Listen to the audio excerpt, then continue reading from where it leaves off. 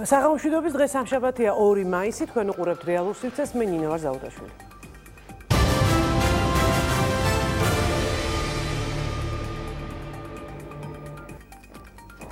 საქართველოს რეგიონული განვითარებისა და ინფრასტრუქტურის სამინისტრომ მთავრობის 4 პუნქტიანი გეგმის ყველაზე მსხვილი კომპონენტი სივრცითი მოწყობის 2017-2020 წლების სამოქმედო გეგმა წარადგინა.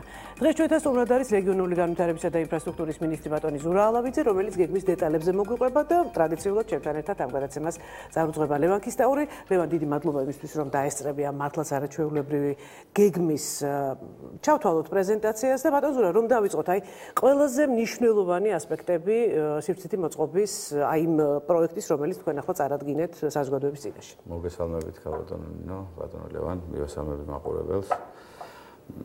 ჩვენ 4 პუნქტიანი გეგმის მიხედვით ყველაზე ერთ-ერთი მნიშვნელოვანი და ღირებული კომპონენტია სივრცითი მოწყობა, სხვა დანარჩენ რეფორმების გეგმებთან მიმართებაშიც, ესე იგი ჩვენი სივრცითი მოწყობა გულისხმობს უამრავი გზის, საერთოდ ახალ გააზრებას გეოგრაფიული მოწყობის ჩვენი ქვეყნის. ჩვენ გვეგმავთ, რომ ძირითადი ხერხემალი ის, რაც ჩვენ ქვეყანას სჭირდება შემდეგი რამოდენიმე ათეული წელიწადი, ეს ინფრასტრუქტურის ძირითადი ხერხემალი ავაშენოთ, დავასრულოთ მთლიანად 4 წლის განმავლობაში, ფუძეს გულისხმობ.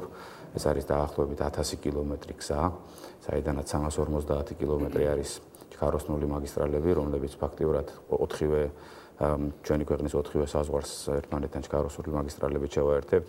ეს არის 650 კილომეტრი რეგიონებთან დამაკავშირებელი გზები.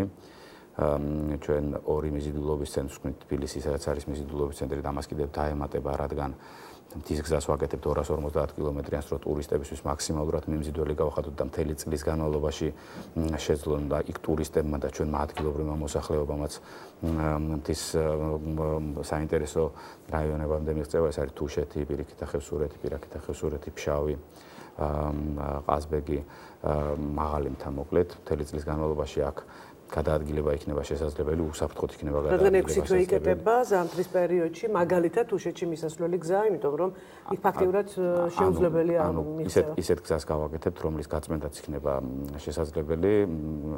ზამთარი მთაში მკაცრია, როგორც მოგეხსენებათ, მაგრამ გზა იქნება გზა გაიწმინდება, ისევე როგორც იწმინდება სხვაგან მთაში, სადაც გზა გვაქვს.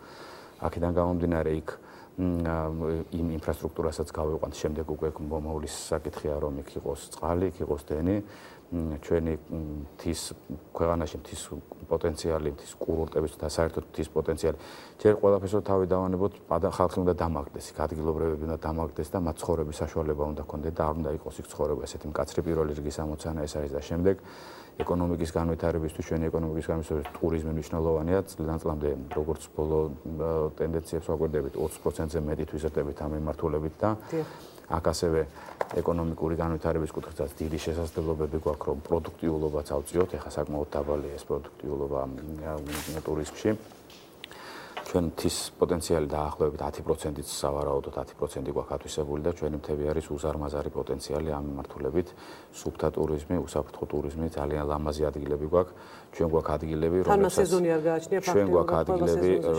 რომლებსაც ისტორიის მოგონება არ ჭირდება, მათ ეს ისტორიები აქვს, გვინდა რომ გავაკეთოთ ინფრასტრუქტურა ეხლა და შემდეგ ამის სწორი მარკეტინგი გავაკეთოთ, რომ მაღალი პროდუქტიულობის ტურისტები მივიღოთ ჩვენს ქვეყანაში. აქედან გამომდინარე გვექნება 2 მიზიდულობის ცენტრი თბილისი და ქუთაისი.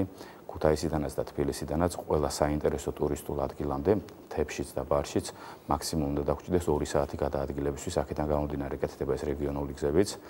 ქუთაისიდან მაგალითად მესტიის მიმართულებით ლენტეხის გავლითაც ახალი გზა გაკეთდება და გვირავი გაიჭირება იქ დაახლოებით 8 კილომეტრის სიგრძის. ასევე ქუთაისიდან ბაღდათის გავლით აბასთუმანში გაკეთდება გზა და აქაც სამხრეთ საქართველოში გადასასვლელი გზაც ძალიან შემოკლდება ქუთაისიდან. როგორც მოგეხსენებათ, ჩქაროსნული მაგისტრალების მშენებლობა მიდის და საფამდე მთლიანად ჩქაროსნული მაგისტრალი ჩავა თბილისიდან ბათუმამდე 3 საათი დაჭირდება მანქანას საშუალოდ რომ ჩავიდეს, პლუს მინუს 10 წუთი ალბათ. ესეთი მიმართულება იქნება თბილისიდან ასევე ჩქაროსნულ მაგისტრალებს ვაკეთებთ ლაგოდეხამდე კახეთის გავლით თბილისი, ბაკურციხე წნორი და შემდეგ ლაგოდეხი. უკვე მიმდინარეობს ბაკურციხიდან გურჯაანამდე გზა და შემდეგ ასევე პროექტებთ გურჯაანიდან თელავამდე გზას, ახალ გზას, ასე რომ მთლიანად შევკრავთ ამ ძირითად ინფრასტრუქტურასაც. რუსთავიდან კეთდება რუსთავის მესამე ზონა, რაც არის დარჩენილი თბილისიდან რუსთავამდე ჩქაროსნული მაგისტრალის მონაკვეთი, იმის მშენებლობა სულ ხანს დაიწყო და ამასაც 2019 წლამდე მორჩებით. რუსთავიდან ვაპროექტებთ წითელ ხიდამდე და რუსთავიდან სადახლომდე, ასევე ჩქაროსნულ ავტომაგისტრალს 4-წლიანი გზა იქნება. ასე როგორც მოგახსენეთ, ჩვენი საზღვრები უკავშირდება ხო გამომრჩა ჟინვალიდან, ნატახტარიდან ჟინვალამდე ვაპროექტებთ 4-წლიან გზას, შემდეგ 2-წლიანი გზა იქნება ყაზბეგამდე და კობიდან გმლეთაში გავალთ გვირაბით ქუდაურს ქვემოთ, ესევე 8 კილომეტრიანი გვირაბი იქნება. თევდორაკის ხეობაში უკვე დაწყებული გვაქვს სამუშაოები და ძალიან მალე რამოდენიმე დღის განმავლობაში სამშენებლო სამუშაოები დაიწყება უკვე გვირაბის 1 კილომეტრიან გვირაბს ვაკეთებთ რომ თევდორაკის ხეობის პრობლემატურ მონაკვეთს აუცილებლად ისე რომ უსაფრთხო იყოს გადაადგილება აბსოლუტურად ეს არის საგზაო ინფრასტრუქტურასთან დაკავშირებული გეოლოგიურად შესწავლილია ეს ყველაფერი ბატონ ზურა უკვე ამ ეტაპზეა თქვა უკვე რა თქმა უნდა მე მოგახსენებთ რომ ესე იგი ამ წუთში ჩვენ 15 გზის მონაკვეთზე აქტიური დეტალური საპროექტო სამუშაოები მიმდინარეობს. ეს 15 გზა არის დაახლოებით 3 მილიარდი დოლარის ღირებულების გზა არის. ეს შეიძლება ოდნავ ნაკლებად 2 მილიონ 800 ეს დაახლოებით ამ ღირებულების არის. ახლა მიმდინარეობს დეტალური პროექტირება და როგორც კი დეტალურ პროექტირებას დავამთავრებთ, ჩვენ ფაქტურად მოლაპარაკებები 90%-ით ამ დაფინანსების დასრულებული გვაქვს, დანარჩენსაც მაქსიმუმ 2-3 თვის განმავლობაში მორჩებით. მოდი დაფინანსების თემას მე დაუბრუნდები 2 წუთში უბრალოდ ლევანთან მინდა გადავიდე შეკითხვით. რეგიონული, ვთქვათ, განვითარებისთვის გზების მნიშვნელობაზე და აი ეკონომიკური, ვთქვათ, სარგებელი აღნიშნა ახსენა ბატონმა ზურაბ. როგორ ფიქრობ ლევან, არის თუ არა, ვთქვათ, აი გამართული საავტომობილო გზა, ვთქვათ, ეკონომიკური განვითარების ერთ-ერთი აუცილებელი პირობა? ქვეყნის რა თქმა უნდა მე თავიდანაც დავიწყებ და თუ გადაჭარბებულად მომიდა შეემისწორეთ რომ პრაქტიკულად მით უმეტეს მთიან რეგიონში ხო საქართველოსთვის ცნობილია 200 წლის წინ აშენებული ეგრეთ წოდებული სამხედრო გზა და თუ გადაჭარბებულად არ გამოდის იმ მასშტაბის და იმ მნიშვნელობის სხვა მაგისტრალი შეიძლება ითქვას 200 წელი არ გაკეთებულა საქართველოში თვითონ ინფრასტრუქტურულ და ამ საგზაო ინფრასტრუქტურის განვითარებას ამას არ მხოლოდ ტურიზმის, არ მხოლოდ თქვათ მცირე საშუალო ბიზნესის განვითარების, არამედ როგორც აღენიშნა თუნდაც ხალხის მოსახლეობის ადგილზე დასაქმების დაკავების და მეორე მხრივ ის რომ არა იყარონ და არ მოაწყდნენ ასეთ თბილისს. რაშიც ერთის მხრივ ცუდი არ არის, მაგრამ ცუდია იმ თვალსაზრისით, რომ ადგილზე იკარგება, ხო, სოციალური მობილობის ამბავი. ყველას უნდა კონდეს შესაძლებლობა ხაშურში თუ ცხოვრობს ადამიანი, იქიდან იაროს თბილისში მაგალითად სამსახურში, იქიდან იაროს ქუთაისში. რა თქმა უნდა, როგორც ეს სოციალური მობილობა არის, ეს უნდა ავწიოთ ჩვენ ეს სოციალური მობილობა, არ უნდა დაიჭაგროს ადამიანი თბილისში თუ უნდა მას თბილისში მუშაობა და სახლი და კარი არ აქვს თბილისში, არ უნდა იყოს მისთვის პრობლემა, რომ ხაშურიდან დადიოდეს თქვათ იგივე მატარებლით ან იგივე ჩქაროსნული ავტომაგისტრალით. ჩვენ ასევე ყველაზე მნიშვნელოვანი ის გამორჩა, რომ ჩვენ ვართ ძალიან საინტერესო გეოპოლიტიკური ლოკაცია გვაქვს და ჩვენ ვართ აბრეშუმის გზაზე ვართ, სატრანზიტო ქვეყანა ვართ და ეს არის უდიდესი პოტენციალი ჩვენ ამ გზებთან ერთად ანაკლიაში პორტს ვაკეთებთ, რომელიც იქნება ყველაზე ღრმაწყლოვანი პორტი შავი ზღვის აკვატორიაში. ჩვენ აქ მივიღებთ პანამექსის და პოსტპანამექსის გემებს, ეს რო აგიხსნათ არის ყველაზე დიდი გემები მსოფლიოში, რაც დადიან.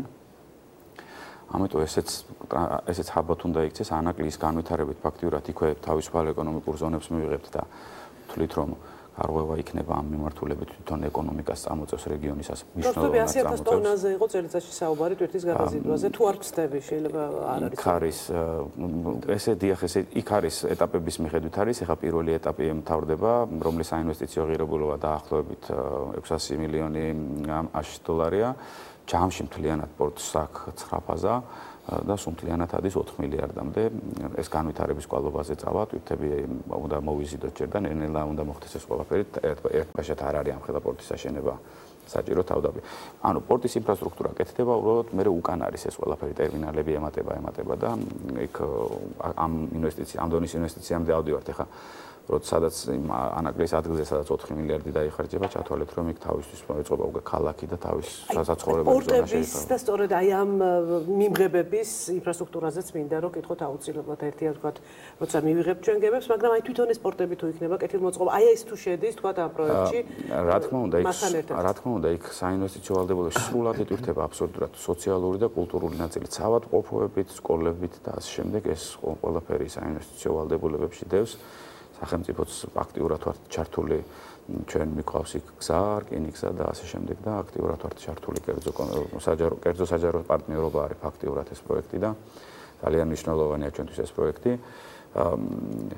არავის არ ჯერა რომ ამას შევძლებთ ამ მოკლე პერიოდის არიან ოპონენტები, რომლებიც კი ხო აი რამდენად შეიძლება ამ კითხვას კონდეს საფუძველი, ესეც საინტერესოა ძალიან. ან რა არგუმენტი შეიძლება კონდეთ ოპონენტებს, თქვათ, როცა არ ჯერათ ამ პროექტის განხორციელების ან ნაწილობრივ არ ჯერათ, თქვათ. აი რა როგორ ფიქრობ ლევან? ალბათ განვლილი წლების გამოცდილება ყოველ შემთხვევაში იმდენად უპრეცედენტო მასშტაბებია, რომ დამეთანხმებით ალბათ ძნელი დასაჯერებელია ამის განხორციელება მოკლე დროში. ეს მოკლე დრო, როგორც არის განცხადებული, 4 წელია. მათ შორის ზოგჯერ თქვა საპროექტო სამუშაოები, რომელიც მიმდინარეობს, როგორც თქვენ აღნიშნეთ, ხალხისთვის არ ჩანს ეს, რომ მიმდინარეობს. შესაბამისად, ჯერ მუშაობა არ დაწყებულა და როგორ მოესწრება ეს 4 წელიწადში, გარკვეული ლეგიტიმაცია ამ კითხვას აქვს. იმიტომ რომ ხალხი ვერ ხედავს. 4 წელიწადში კი არ ვაკეთებთ, ამას ვაკეთებთ 2 წელიწად ნახევარში ფაქტიურად. მშენებლობა რო დაიწყება 2 წელიწად ნახევარში უნდა მორჩეთ.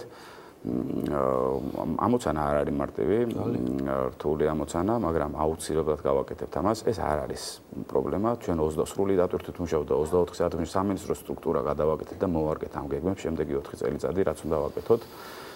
ყველა სამინისტროს დაქვემდებარებული საქვეუწყებო ორგანიზაციები და საქვეუწყებო ორგანიზაციები მიმართულები არიან აბსოლუტურად საგზაო დეპარტამენტი. ჩვენ გზების გარდა ძალიან ბევრი პროექტები გვაქვს წყლის მომარაგების კუთხითაც საქართველოში 28,000-ზე მეტი მდინარეა მცირე საშუალო დიდი და სირცხვილია რომ სოფლებში და მუნიციპალურ ცენტრებში წყალი არ აქვს ზოგან საერთოდ არა ესეთი პრობლემა მოториზებული. და ბადები განსაზღვრულებ თქვა აი ამ წყლის მომარაგების პრობლემის გადასაჭრელად არის. ესე იგი ყველაზე მეტი პრობლემა რაც გვაქვს და დროზე რატომ ვერ ვაკეთებთ, იმიტომ რომ ან ცუდად რა გამოგდიოდა აქამდე რასაც ვაკეთებდით, იმიტომ რომ პროექტებს, რასაც როგორც უნდა გავუკეთებინა, ვიღებდით არაღირებულ პროექტებს. ანუ არ ვარგოდა ეს პროექტები, რასაც ვიღებდით.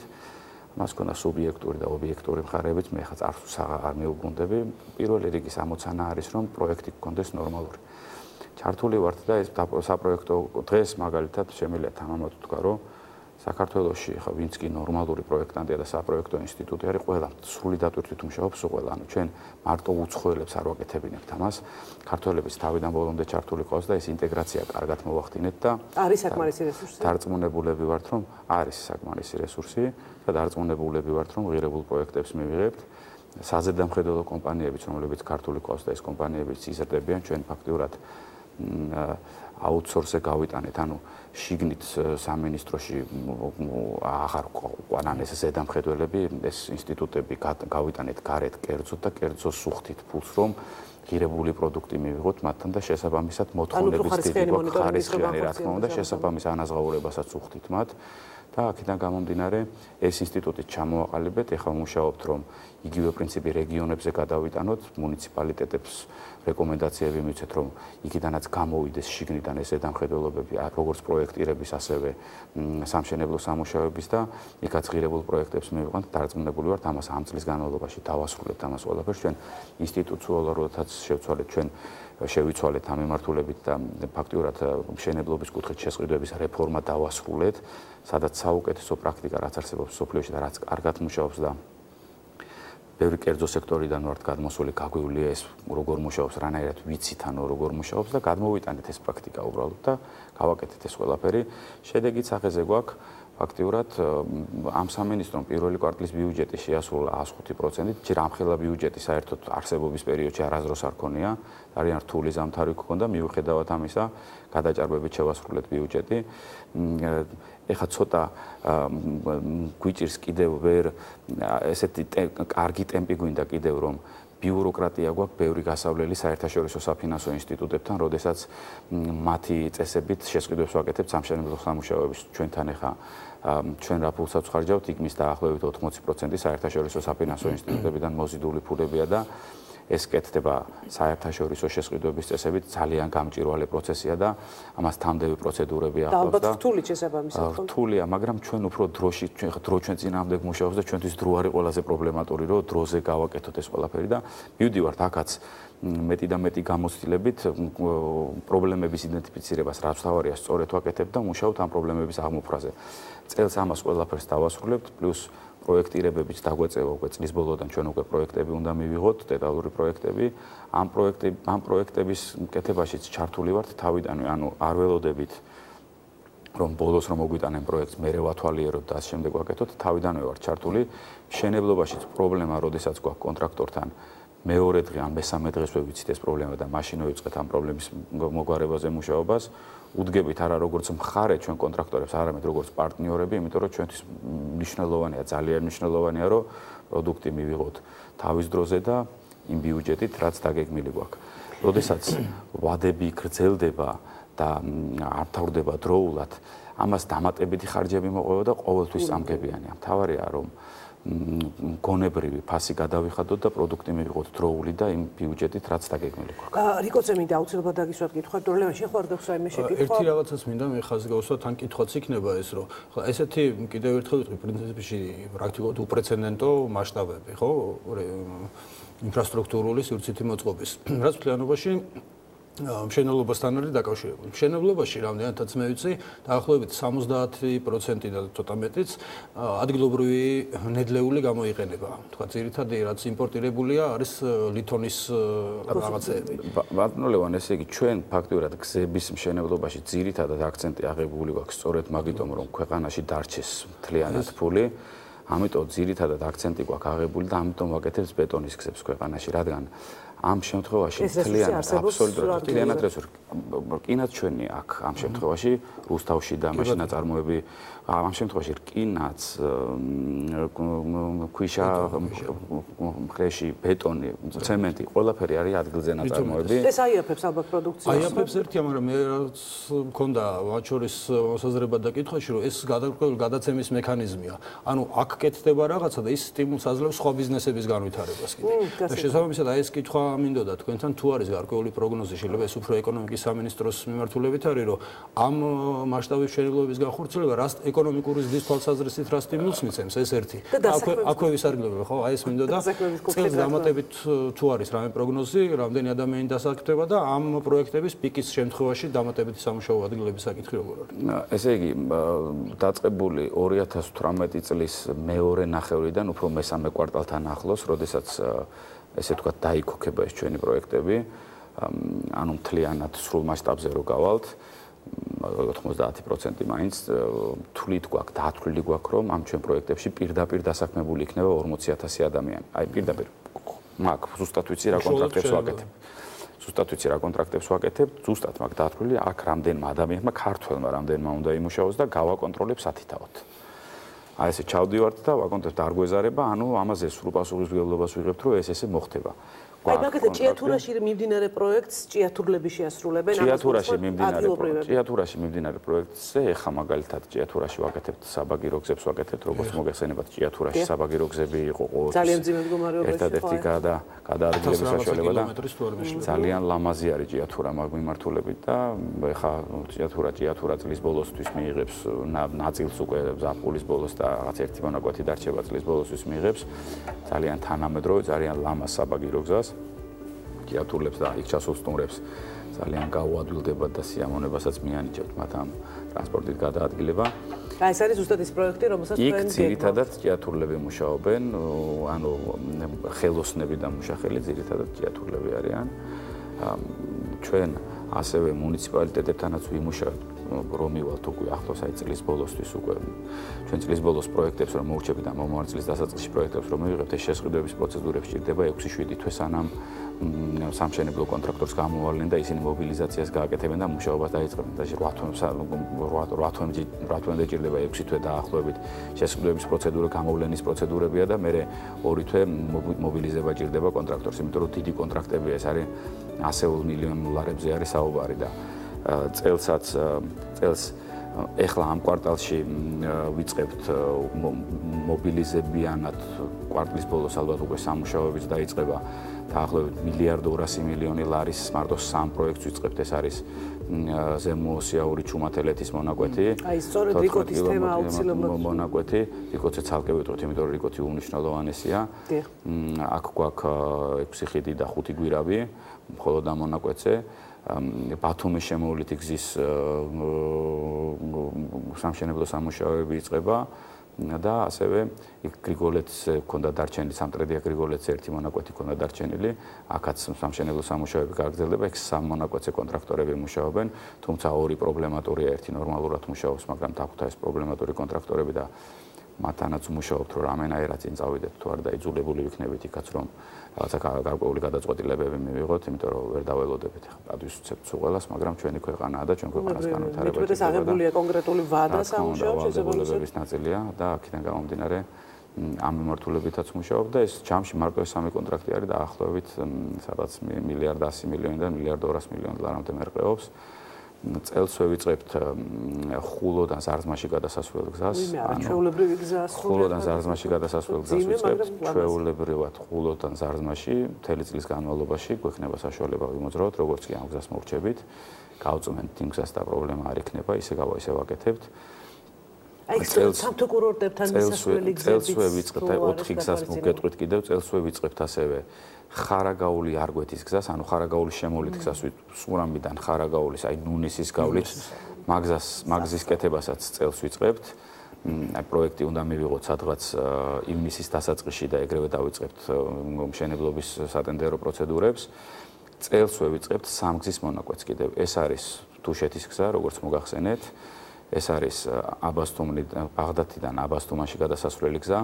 ოღონდ სადღაც ერთ თვეში გვეწოდინება აბასთუმნიდან დავიწყებთ თუ ბაღდათიდან დავიწყებთ ამას და ეს არის ასევე ზემოიმერეთი რაჭა. ზემოიმერეთი რაჭა ერთ თვეში უნდა მოგვიტანოს უკვე პროექტანტმა. იქ სწრაფად წავიდოდით, უბრალოდ მაგალითად თუშეთში თოვლია და ის ტოპოგრაფიის გაკეთება გვიჭირს, როგორც კი საშუალება გვექნება, ძალიან მალე უკვე მონაკვეთებად ვიბარებთ მაგას და პირველ მონაკვეთს დავიწყებთ, ანუ და მთლიანად პროექტი გვექნება ოქტომბერ-ნოემბერში, მაგრამ პირველადი სამუშაოებისთვის ის რაც გვჭირდება, ამ პროექტს მივიღებთ და ესევე დავიწყებთ მუშაობას. ფული გამოყოფილი გვაქვს ამისთვის და რეზერვებული გვაქვს. ველოდებით პროექტანტს როდის ჩაგვაბარებს, პროექტანტებთან როგორც მოგახსენეთ, პროექტანტებთანაც აქტიურად მუშაობთ. ორი სიტყვით მაინც კიდევ წყალს დაუბრუნდები 9 მილიონ ადამიანზე მეტი მიიღებს დამატებით წყალმომარაგებას ამ 4 წლის განმავლობაში. ეს რეგიონები არის ძირითადად. საქართველოს ის ადგილები, რომლებშიც ჩვენ პირველ რიგში, სადაც რეგიონულ ценტრებში ეს ქალაქებია, ჩვენ ქალაქის ტიპის დასახლება, ქალაქის სტატუსით დასახლება ბევრი გვაქვს საქართველოში და ეხლა ზესტაფონში, ჭიათურაში, მარნეულში, ხაშურში, სამტრედიაში წყალი, რა ვიცი, ადგილებზე, სადაც მოკლედ ძალიან პრობლემატურია ეს საკითხი და ძალიან სენსიტიურია ჩვენთვის და აუცილებლად ეს საკითხიც უნდა მოვაგვაროთ.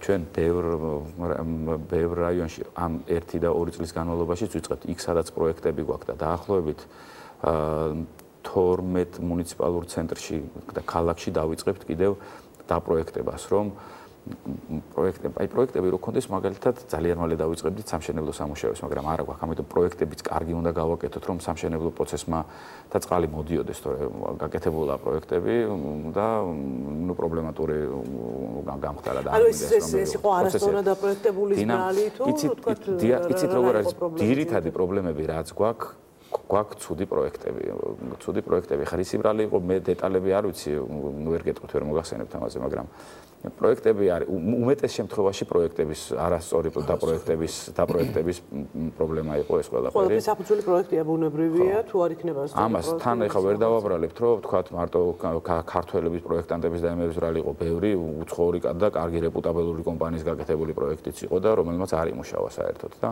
გადაკეთება მოუწია შემდეგ პროცესის განმავლობაში. ანუ აი ძალიან დიდი პროექტს, რომელსაც თქვენ ახლა ყვებით და მართლაც დიდი სიამოვნებით ვისმენთ, მე და ლევანი დარწმუნებული ვარ. ანუ ჩვენ შეგვიძლია მარტივად ვთქვათ, რომ რესურსი ინტელექტუალური, გნებავთ მუშახელი, საკმარისი იქნება, რომ ეს ვთქვათ ჩვენმა მხარემ აწიოს თავიდან ბოლომდე ფიქრობთ? ანუ ჩვენ აქტიურად ვემუშავებით ქართულ სამშენებლო კომპანიებსაც.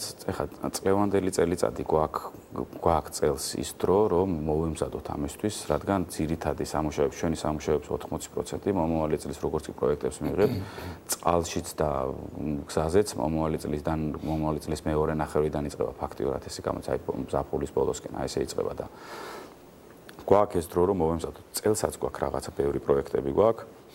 ვაკვირდებით სამშენებლო კომპანიებს აქტიურად. დღეს სამშენებლო სექტორის აქვს ძალიან დიდი პრობლემები. სამშენებლო სექტორი აი ფაქტიურად გაკოტრებული თუ არა გაკოტრების პირას არის მისული, იმიტომ რომ უარყოფითი ბალანსი აქვს ფაქტიურად უმეტეს კომპანიას, რა ვიცი, ერთი ან ორი შეიძლება ვიპოვოთ, თითე ჩამოსათვლელი არის, რომელსაც. იმიტომ რომ ეს მოვიტანა აი ტენდერიდან ტენდერამდე ცხოვრებამ ბევრი პრობლემები ჰქონდა მათ. რატომღაც მშენებლებს ყველა ისე უყურებდა, რომ მოკლედ აკეთებინებდნენ საქმეს და ფულს არ უხდიდნენ. ქართველებს არ უხდიდით ფულს, უცხოელებს უხდიდით ფულს.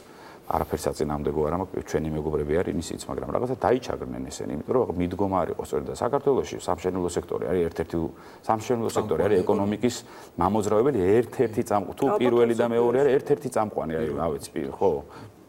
ბევრ ქვეყანაში პირველია მაგალითად რა და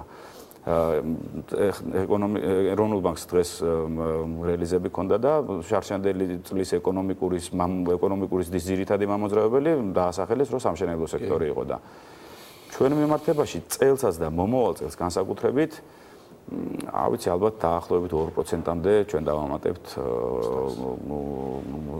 ზრდას დაახლოებით ესე, როდესაც სრულ მასშტაბზე გავალთ. ჩვენ კიდევ ყარნარჩენებს ორი სიტყვით შევეხები, რომ ძველ ნაგავსაყრელებს ხურავთ ყველგან და ვაკეთებთ ახალ სანიტარულ ნაგავსაყრელებს, რეგიონულ ნაგავსაყრელებს, ძველ მუნიციპალიტეტებში ვაკეთებთ გადამტვირთავ სადგურებს, იქ ნაგავი არ გროვდება. არის ესეთი კონტეინერები, ეს დიდი კონტეინერები რო გაივსება, ორი კონტეინერი, ერთი გაივსება მიაქვთ ცენტრალურ ნაგავსაყრელზე, რეგიონულ სანიტარულ ნაგავსაყრელზე და იქ უკვე ის ნაგავსაყრელი მოწყობილია ესე შესაბამისად. კარგად კეთდება იქ ყველაფერი, გადაყრახდება მიწის თანამედროვე ევროპული სტანდარტებით, მივიღებთ აბსოლუტურად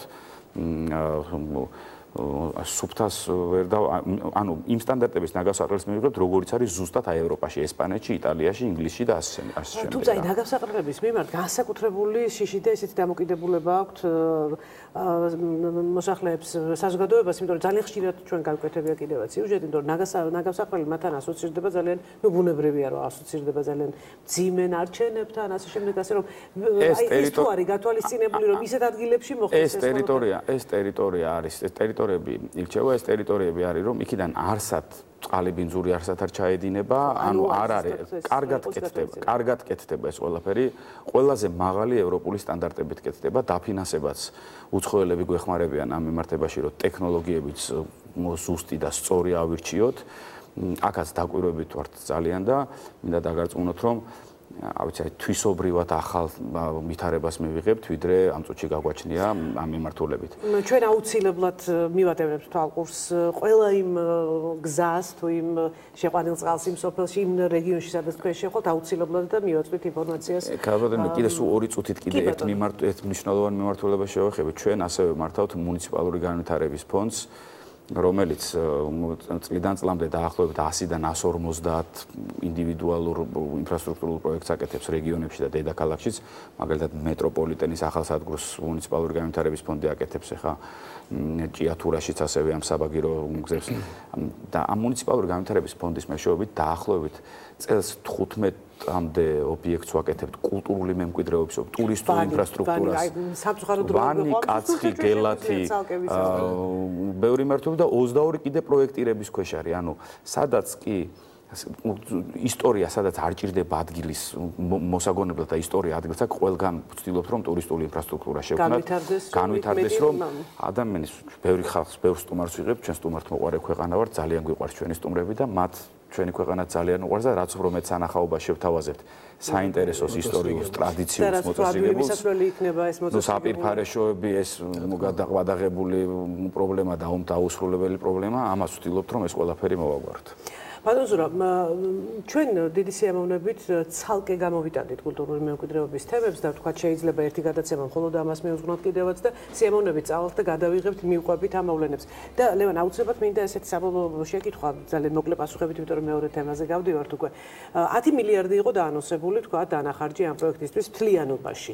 აი, როგორ ფიქრობ, ხა ბიუჯეტთან მიმართებაში და თქვა თუ გავთვლით ეკონომიკურ მოგებაზე. შეიძლება რომ თქვა გამართლების შემთხვევაში იყოს ჩვენთვის მომგებიანი ამ ხელა დანახარჯის შემდეგ ეს პროექტი და აი რა უნდა იყოს ამის საფუძველი. ნებისმიერ შემთხვევაში აქ თუ კითხვის ნიშანი თუ შეიძლება არსებობდეს ვინმე მხრიდან ხო შეიძლება იყოს გაოცების თუ როგორ მოხდება ამის ათვისება ამ მოკლე დროში თორემ მისი ეკონომიკურ ეფექტზე ალბათ არავის არ შეიძლება კონდეს კითხვა მათ შორის მის თანმდევ ეფექტზე ანუ კონტრაქტორების, ქვეკონტრაქტორების, მათი ქვეკონტრაქტორების, მასალის, ნედლეულის წარმოებლების, დასაქმების და ასე შემდეგ. ეს ხო უწყვეტი ჯაჭვია და როგორც თქვენა აღნიშნეთ 2%-იანი აქედან სტიმული და აქედან ბიძგი დამატებითი წახალისება ეკონომიკისთვის ეს ზოგადად ეკონომიკური ზრდისთვის ძალიან მნიშვნელოვანი გავლენა იქნება. ანუ გრძელვადიან პერსპექტივაში ყველა ვარიანტში ფიქრობ რომ ეს შეიძლება ნებისმიერ შემთხვევაში მთავარია ეს პროექტმა იმუშაოს აი ესე აწყობილად როგორც ბრძანა და მთავარი არის ქალბატონო რომ ჩვენი დახარჯული ფული უმეტესი ნაწილი დარჩეს საქართველოში. სახელმწიფო არ არის შეფასება მოგებაწაგებაზე არ არის საუბარი. აქ თითოეული დახარჯული თეთრი თუ ეს რჩება ჩვენ ქვეყანაში იმას თავისი ადრესატი ყველა შემთხვევაში ყავს. ძალიან დიდი მადლობა. ძალიან მნიშვნელოვანი ეს ყველა. ძალიან დიდი მადლობა ბატონ ზურაბისთვის რომ მობრძანდით ჩვენ სიამოვნებით დაუთმობთ თითოეულ თემას გადაცემას, იმიტომ რომ რა თქმა უნდა 30 წუთი არ ეყოფა ალბათ ასეთ დიდ პროექტს სასაუბროთ. ამიტომ ნებისმიერ მომენტში რეალური სივრცე მზად იქნება რომ ყველაფერს მიყვეს, გადაიღოს და შემდეგ დაგვაგვირდეთ. ჩვენ საქმის კეთებით უფრო გვირჩევნია ყველაფერს რომ დააგვირდეთ. კი ბატონო, ჩვენს გადაღება გვირჩევნია კონკრეტული აშენებული პროექტების. ძალიან დიდი მადლობა წარმატებას გისურვებთ, ეს მართლაც ისეთი ამბიციური და ძალიან მნიშვნელოვანი პროექტია. დიდი მადლობა, ჩვენ რამდენიმე წუთში დავბრუნდებით.